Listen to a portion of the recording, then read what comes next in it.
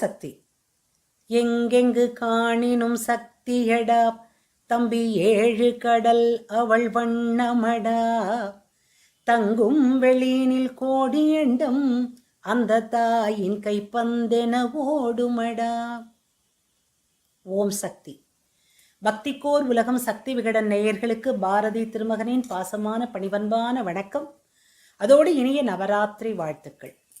சிவனுக்கு ஒரு ராத்திரி தான், அம்பாளுக்கு நவராத்திரி. சக்தி இல்லையேல் உலகம் இல்லை. இந்த பிரபஞ்சத்துல அசைவது பூரா ஏதோ ஒரு சக்தியால் தான். சும்மா நம்ம பூவை எடுத்து பூமாலை கட்டி, ஒரு உதாரணமா சொல்றேன், அதை எடுத்து பெருமாட்டிக்கு சார்த்தும் போது பாடும்போது இந்த பூமாலையிலே இருக்கக்கூடிய பூவும் அவள், நாரும் அவள், பூமாலையும் அவள், பாடும் நாவும் அவள், பாடும் வேளையும் அவள், அந்த பாமாலையும் அவள், நானும் அவள், நீங்களும் அவள், அவளும் அவள். இதில் யாரை யார் பாடுவது, யாரை யார் சிந்திப்பது, யாரை யார் வணங்குவது? இந்த உலகத்திலே எல்லாமே சக்திதான். அந்த சக்திக்குள் இருந்துதான் இந்த உலக நாடகமே நடக்கிறது. உலக நாடக கொண்டாட்டத்துக்குள்ளே இந்த நவராத்திரி கொண்டாட்டம். மகாகவி பாரதி ஒரு வார்த்தை சொல்கிறார், இந்த உலகிலே மிகவும் பெரியது சூரியன், மிகவும் பெரியது சூரியன். அதை சொல்லியவரே இன்னொன்றும் சொல்கிறார், சக்தி வெள்ளத்திலே ஞாயிறு ஒரு குமிழி, சக்தி பொய்கையிலே ஞாயிறு ஒரு மலர், சக்தி அனல் தரும், குளிர் தரும் என்கிறார். அதே போல பயிர் முளைக்கும், உயிர் செழிக்கும், முளைப்பாரி கொழிக்கும், முழு செல்வம் கிடைக்கும். முளைப்பாரி, இது நாம் சொல்லக்கூடிய அற்புதமான பெயர், அழகான வைபவம், கிராமத்து மண் வாசனை நிறைந்த வைபவம் இந்த முளைப்பாரி வைபவம் என்பது. இதற்கு பெயர் முளைப்பாலிகை என்றும் சொல்வதுண்டு.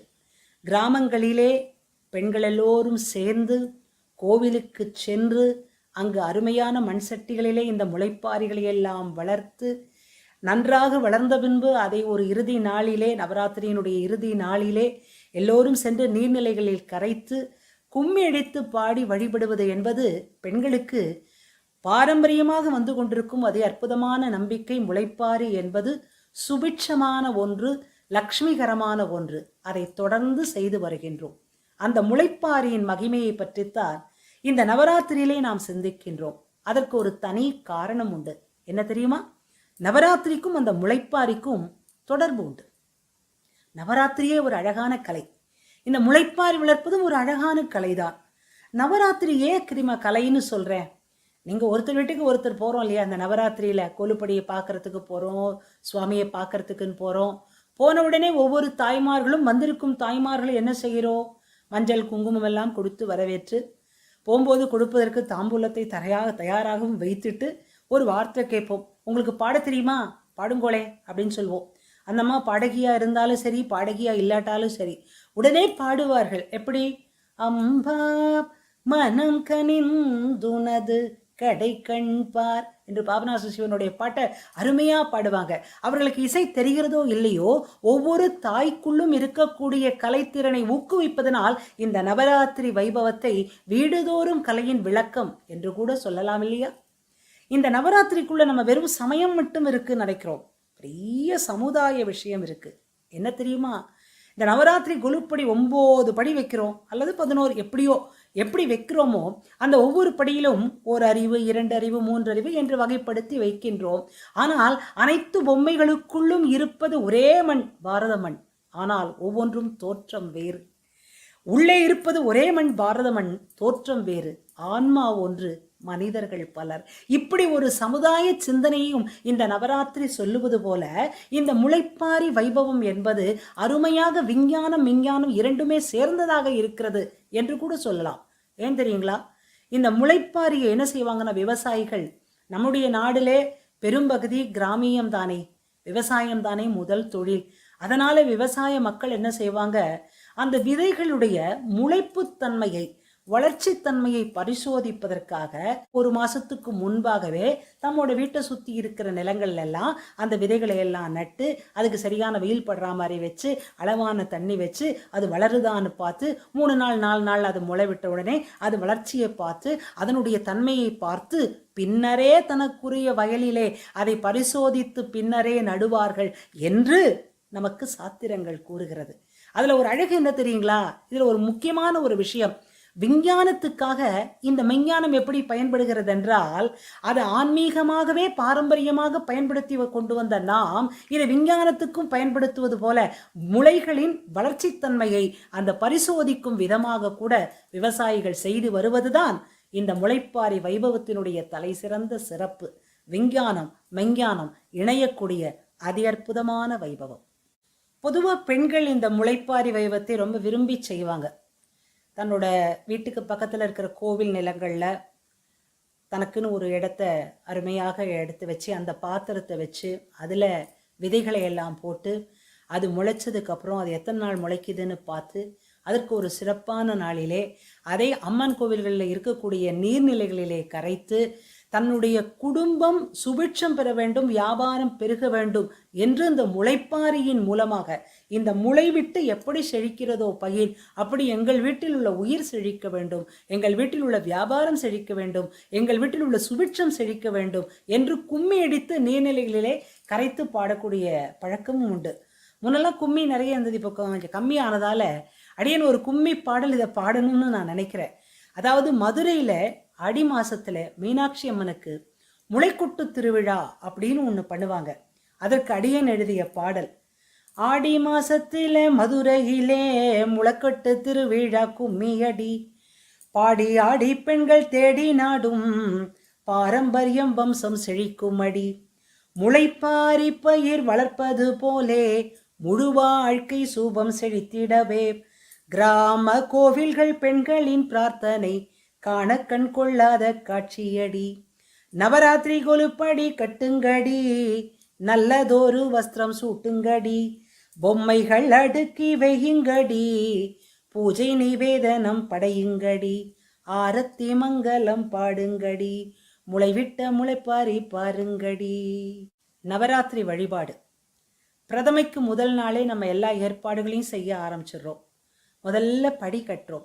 அந்த படியை பார்க்கும்போதுங்க அந்த படி எனக்கு ஒரு அழகான விஷயத்த சொல்லுச்சு. படிங்கிற வார்த்தை எதாவது ஒன்று படிச்சுக்கோன்னு சொல்லுது இல்லையா? அது என்ன படிச்சுக்கோன்னு சொல்லுது? நான் உங்களுக்கு ஒரு பாட்டு பாடுறேன். அந்த படியை கட்டுறோம், அதுக்கு மேலே வஸ்திரத்தை, நல்ல தூய்மையான வஸ்திரத்தை சாத்துகிறோம், கலசத்தை வைக்கிறோம், அதுக்கப்புறம் பொம்மைகளை எல்லாம் வைக்கிறோம். அப்புறம் நவராத்திரி முதல் நாள்லேருந்து நம்ம பூஜை நிவேதனம் சுண்டெல்லாம் வச்சு பெருமாளுக்கு பாட்டெல்லாம் பாடி, பெருமானுக்கு அம்பாளுக்கு பாட்டு பாடி எல்லாரும் வழிபடுகிறோம். அக்கம் பக்கம் உள்ள தாய்மார்களை அழைக்கிறோம். இந்த நவராத்திரிக்குள்ள நான் சொன்ன மாதிரி ஒரு அத்வைத தத்துவத்தை இந்த நவராத்திரி வழிபாடு நமக்கு சொல்கிறதோ, எப்படி முளைப்பாரி சமுதாயத்தையும் சமயத்தையும் தொட்டு விஞ்ஞானத்தையும் மெஞ்ஞானத்தையும் தொடுகிறது என்று சொன்னேனோ, அப்படித்தான் இந்த நவராத்திரி கொலுப்படிகள் இதை படிச்சுக்கோன்னு என்கிட்ட சொல்லுதோன்னு நான் நினைச்சேன். அதை நான் உங்கள்கிட்ட சொல்லணும் இல்லையா? பொம்மையெல்லாம் ஒன்று ஒன்று புத்தகம் போல் புத்தி சொல்லும் 10 நாள் திருவிழா இது, நவராத்திரி அர்த்தமுள்ள பண்டிகை இது. தசரா நவராத்திரின்னு சொல்றோம். படிப்படியா கொலுப்படிகள் சொல்லும் தத்துவம், படிபடின்னு பாடங்களை சொல்லும் உற்சவம்.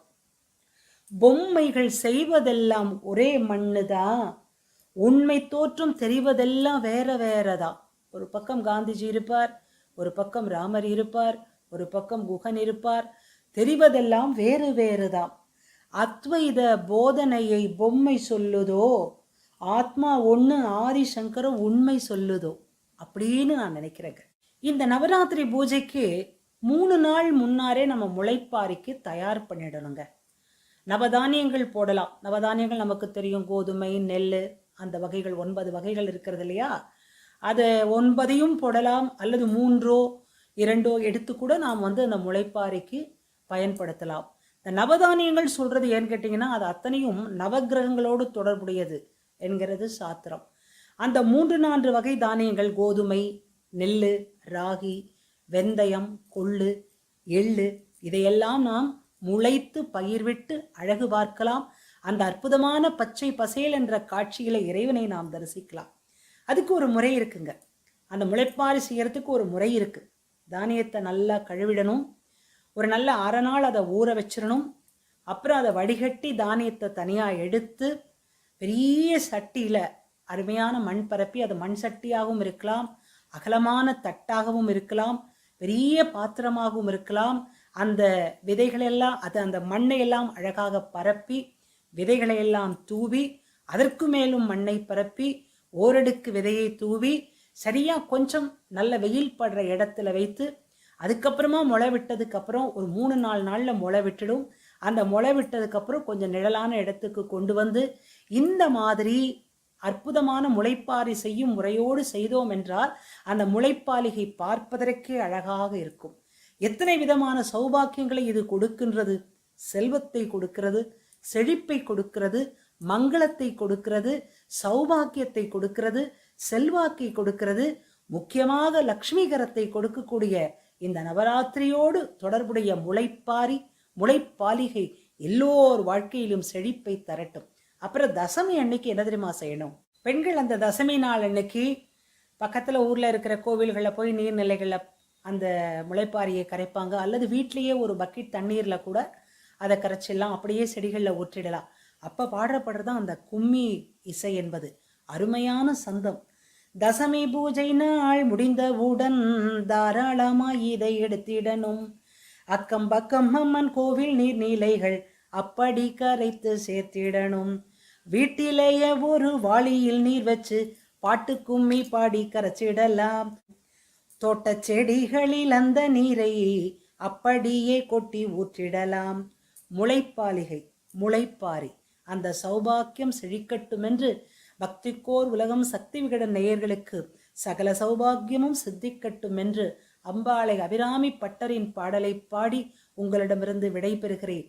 தனம் தரும் கல்வி தரும் ஒரு நாளும் தளர்வறியா, மனம் தரும் தெய்வ வடிவம் தரும் நெஞ்சில் வஞ்சமில்லா இனம் தரும் நல்லன எல்லாம் தரும் அன்பர் என்பவர்க்கே கனம் தரும் பூங்குழலாள் அபிராமி கடைக்கண்களே.